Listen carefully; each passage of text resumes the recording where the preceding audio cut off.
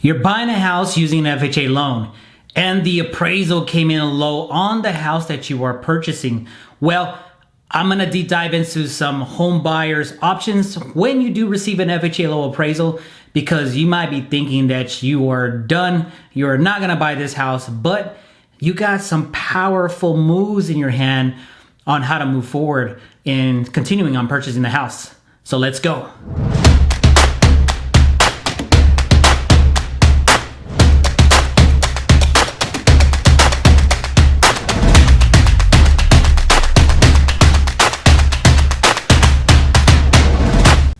And to keep informed with all our latest videos, click that subscribe button, click that bell so you can get notified via email when we drop our next video.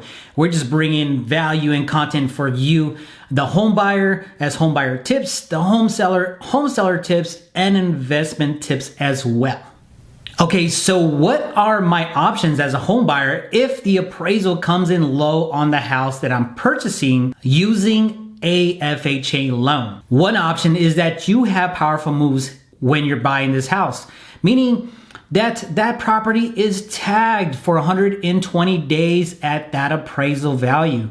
Okay, you guys agreed to a certain price points on where you're gonna buy the house. Well, unfortunately, the appraisal came in lower than what you guys had agreed upon. Okay, so now that property is tagged for 120 days, meaning the seller cannot accept any other FHA offers on that property if it's been tagged at that value for 120 days.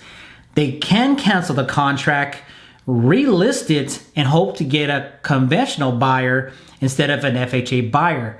But that is a power move that you have, and that you need to know is that, hey, Mr. Seller, this value is gonna be tagged on your property for 120 days. So are you gonna sell it to me? Or are you gonna take the risk of putting it back on the market and praying and hoping to get a conventional buyer? Also, you gotta remember, guys, is you, the home buyer and the home seller, have already agreed on everything that was gonna be done as far as the repairs through the inspection period and the Binzer process. So that's another value and powerful move, is that you guys have already agreed on paper and signed that, hey, the seller is supposed to repair, you know, some windows, the roof tiles, do some maintenance on the AC, etc. So they have already agreed upon that. So they have to continue and agree upon that as well, even if the appraisal has came in low.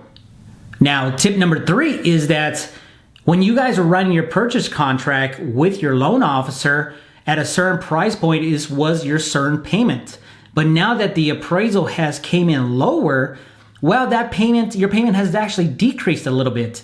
So a rule of thumb that I like to use is, like, for every $10,000 that the price of the house goes up or down, it's about 66 bucks. So depending on how much the appraisal came in from the purchase contract that you agreed upon, if it's $10,000, well, you just saved yourself about $66 a month.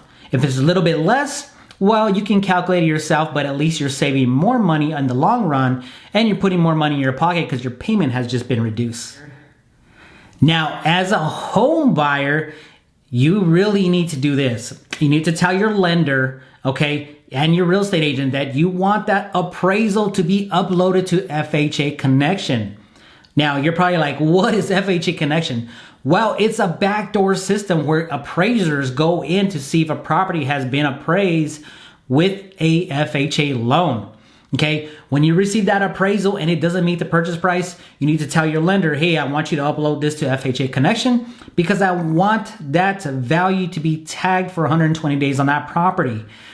Meaning, if the listing agent is smart enough, would tell the seller, like, hey, this has been uploaded to FHA Connection. You're not gonna be able to sell it to another FHA buyer. We can cancel the contract, hopefully find a conventional buyer, but that price is tagged for your property for 120 days. If the listing agent is smart enough, they would tell them, like, hey, you need to just sell the property. I mean, I don't know what you want us to do. Is we got a bad appraisal? I mean, they can blame the appraiser, or, you know, they could take full, complete responsibility of themselves of not pricing the house right. Okay, but once that property is tagged for 120 days, you need to make sure your lender, you make sure you communicate with them and say, like, hey, I want you to upload this to FHA Connection. The reason why is some lenders forget to upload it to FHA Connection, The seller says, I'm going to cancel the contract. They put it back on the market. They get another FHA buyer. And then the seller, if they're smart enough, or the listing agent can be like, hey, they can call their preferred lender. It's like, hey, can you check FHA connection to see this appraiser, if this appraisal was uploaded? If they say no, then they are in the clear to sell the property to an FHA buyer. So you just got to make sure that that property is tagged for 120 days, upload that data to FHA connection, and then that's another powerful move to put in your pocket when you're negotiating with the seller. Okay, now those are the pros right there, but obviously when we have the pros, we have the cons. Now, when you guys are running your contract with your real estate agent, and hopefully it is me or my wife out of Huerta, but anyways, if you're running your purchase contract, you probably were asking, usually FHA buyers like yourself are asking for closing cost help, a home warranty.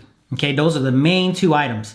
Now, because the appraisal value came in lower, you're probably not going to get the closing cost help, and you're not going to get the home warranty because the seller is taking a hit, a loss on the price, on their net value that they want to take home, whether it's an investor or they're selling a house to buy another house. Well, they have just reduced their net take home money when selling the house after paying all commissions, closing costs, etc.